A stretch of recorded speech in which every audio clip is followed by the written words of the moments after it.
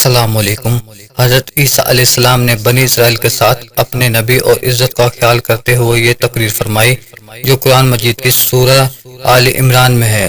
ترجمہ: اور اللہ اسے کتاب اور حکمت اور توریت اور انجیل سکھائے گا، اور عیسیٰ بنی اسرائیل کی طرف رسول ہوگا کہ میں تمہارے رب کی طرف سے تمہارے پاس ایک نشانی لے کر آیا ہوں، وہ یہ کہ میں تمہارے لیے مٹی سے پرندے جیسی ایک شکل بناتا ہوں، پھر اس میں پھونک ماروں گا، اللہ تعالیٰ کے حکم سے فوری پرندہ بن جائے گا، اور میں پیدائشی اندھوں کو اور کوڑ کے مریضوں کو شفا دیتا ہوں، اور میں اللہ کے حکم سے مردوں کو زندہ کرتا ہوں، اور تمہیں غیب کی خبر دیتا ہوں جو تم کھاتے ہو اور جو تم گھروں میں جمع کرتے ہو، بے شک تمہارے لیے ان باتوں میں بڑی نشانی ہے اگر تم ایمان رکھتے ہو۔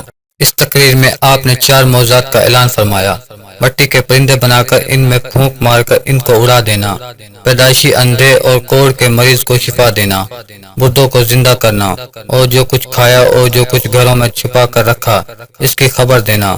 مٹی کے پرندے بنا کر اڑا دینا: جب بنی اسرائیل نے یہ معجزہ طلب کیا تو حضرت عیسیٰ علیہ السلام نے مٹی کے چمگادڑ بنا کر ان کو اڑا دیا۔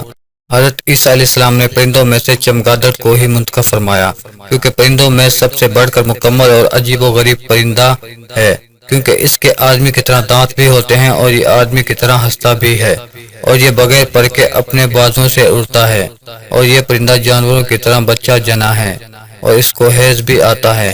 روایت ہے کہ جب تک بنی اسرائیل دیکھتے رہتے یہ چھاور کرتے رہتے، اور اگر ان کی نظروں سے اجل ہو جاتے تو گر کر مر جاتے تھے۔ ایسا اس لیے ہوتا تھا کہ خدا کے پیدا کیے ہوئے اور بندہ خدا کے پیدا کیے ہوئے پرندے میں فرق اور امتیاز باقی ہے۔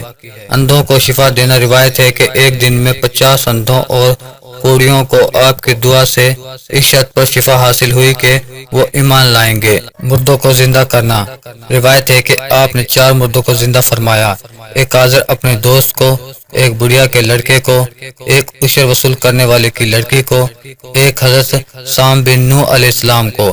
حضرت عیسیٰ علیہ السلام ایک مخلص دوست تھے۔ جب ان کا انتقال ہونے لگا تو ان کی بہن نے آپ کے پاس ایک قاصد بھیجا کہ آپ کا دوست مر رہا ہے۔ اس وقت آپ اپنے دوست سے 3 دن کی دور کی مسافت پر تھے۔ عازر کے انتقال اور دفن کے بعد حضرت عیسیٰ علیہ السلام وہاں پہنچے اور عازر کی قبر کے پاس تشریف لے گئے اور عازر کو پکارا تو وہ زندہ ہو کر اپنی قبر سے باہر نکل آئے اور برسوں زندہ رہے اور صاحب اولاد بھی ہوئے۔ بڑھیا کا بیٹا مر گیا تھا اور لوگ اس کا جنازہ اٹھا کر اس کو دفن کرنے کے لیے لے جا رہے تھے۔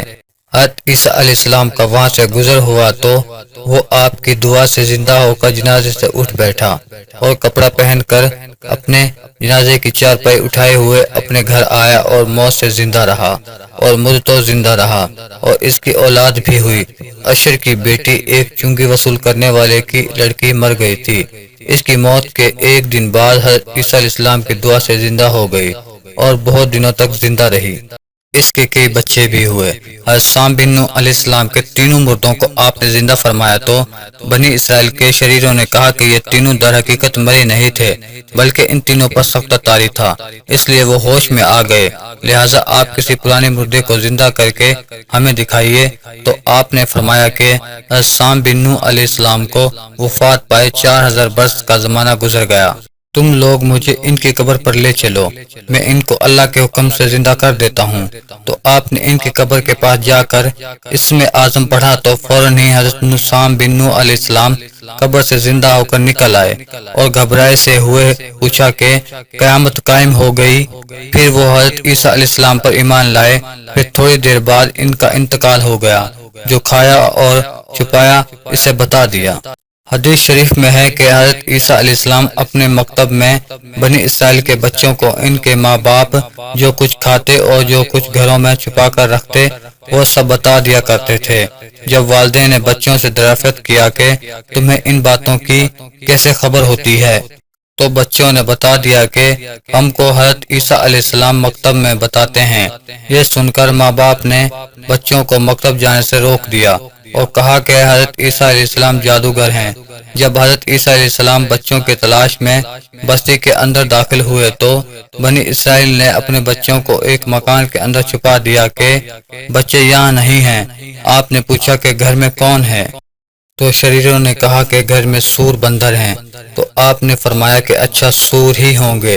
چنانچہ لوگوں نے اس کے بعد مکان کا دروازہ کھولا تو مکان میں سور ہی نکلے۔